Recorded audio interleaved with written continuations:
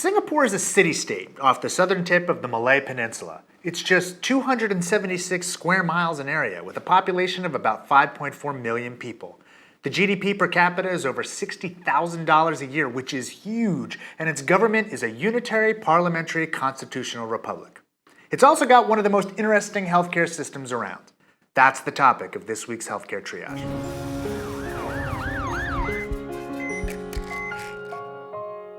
I'm not an international political expert, but sources I trust do not describe Singapore as a dictatorship.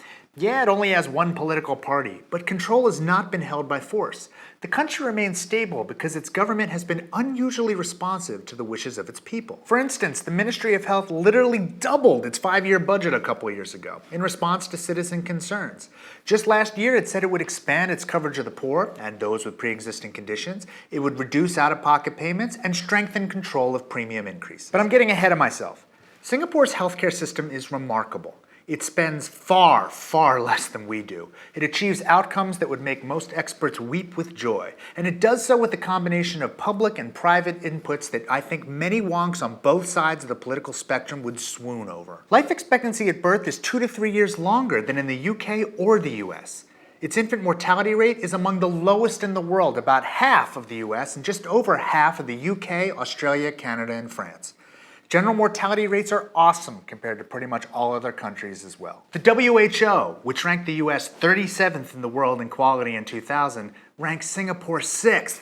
France was number 1. Remember how the US spent about 18% of GDP on healthcare? Remember how France spent about 11.6%? Singapore spends about 4% of GDP on healthcare. In 2009, Singapore spent about $2,000 per person, compared to the United States more than $7,000. But the public and private portions of healthcare spending are very different in Singapore. About 2/3 of healthcare spending is private, and only about 1/3 is public. That's even more private spending than in the United States. Singapore is also a mix of private and public healthcare delivery systems. There are private and public hospitals. And after that, there are lots of tiers of healthcare. If you want to get specific, there are 5 classes: A, B1, B2+, B2, and C. A gets you a private room, your own bathroom, air conditioning, and your choice of doctor. C gets you an open ward with 7 to 8 other patients, a shared bathroom, and whatever doctor is assigned to you. If you choose A, you pay for everything. If you choose C, the government pays up to 80% of the costs. What makes Singapore unique and what makes it beloved among many conservative wonks is its reliance on health savings accounts. All workers are mandated to put a decent percent of their earnings into savings for the future. In 2012, workers up to age 50 had to put 20% of their wages into these accounts, matched by another 16% of wages from their employer. Monies are divided amongst 3 types of accounts. There's the ordinary account, to be used to buy a home, pay for insurance against death and disability, or to pay for investment or education. There's the special account for old age and investment and retirement-related financial products. And then there's the Medisave account, to be used for healthcare expenses and approved medical insurance. The contribution to Medisave is about 7 to 9.5% of wages, depending upon your age. It earns interest set by the government, and it has a maximum cap at around $43,500, at which point you divert your mandatory savings into some other account. You can use your Medisave account to pay for inpatient care and some outpatient care. There are some gaps in what you're allowed to pay for with it, but those are getting smaller. If you can't pay for care out of Medisave, you pay for it out of your regular savings. Singapore's trying to incentivize people to have children. If you have a baby with a congenital condition, there's now a program to give you additional money.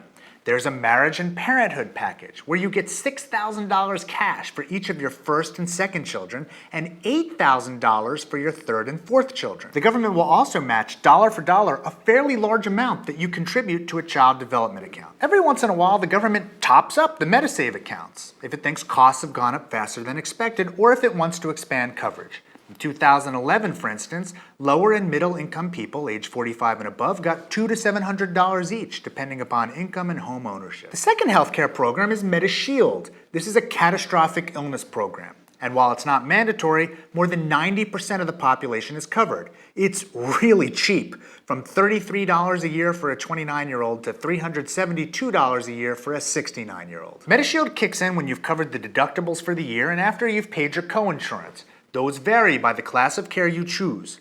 Medishield has an annual benefit limit of $50,000 and a lifetime limit of $200,000. Medishield is expected to cover about 80 to 90% of a hospitalization in a Class B2 or C ward. The rest would come out of Medisave. Or you could buy further coverage if you like. This will allow you to get a higher class of care. Some plans are offered by the government, and you can use your Medisave money to pay for those. Other plans are purely private, and sometimes they're offered by employers as benefits. The third healthcare program is Medifund, which is Singapore's safety net program.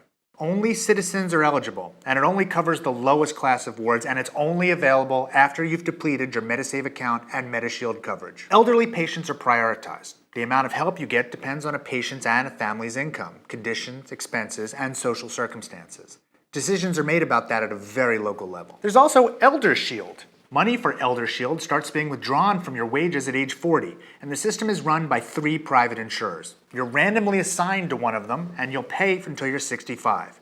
When you need the money to help pay for disability care, you can take up to $400 a month out for a maximum of 72 months for nursing home or home care. But why is Singapore so cheap? Some think that it's the strong use of health savings accounts and cost sharing. You may remember from our Rand health insurance experiment episode that people who have to use their own money usually spend less than people that don't.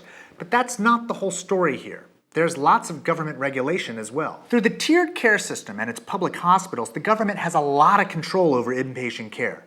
It allows a private system to challenge the public one, but the public system plays the dominant role in providing services. Initially, Singapore let hospitals compete more, believing that the free market would bring down costs.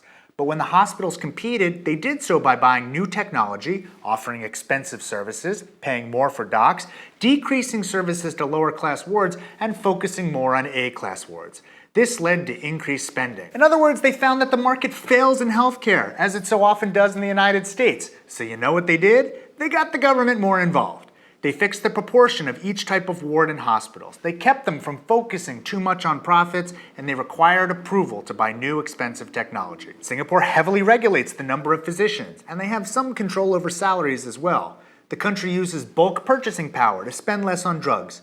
It also has a lot of mandates, as I've mentioned before. The most frustrating part about Singapore is that, as an example, it's easily misused by those who want to see their own healthcare systems change. More conservative types will point to the Medisave accounts and the stress on individual contributions, but ignore the heavy government involvement and regulation. More liberal types will point to the public's ability to hold down costs and achieve quality, but ignore the class system or the system's reliance on individual decision-making. Singapore is very small and very homogenous. It's a little easier to run a healthcare system like that. But what makes Singapore really special is that their system seems so open to change. They seem to recognize that everything has a trade-off. They seem willing to try new things, and they seem willing to change when those things don't work. They don't seem stuck. We could all learn a lot from that.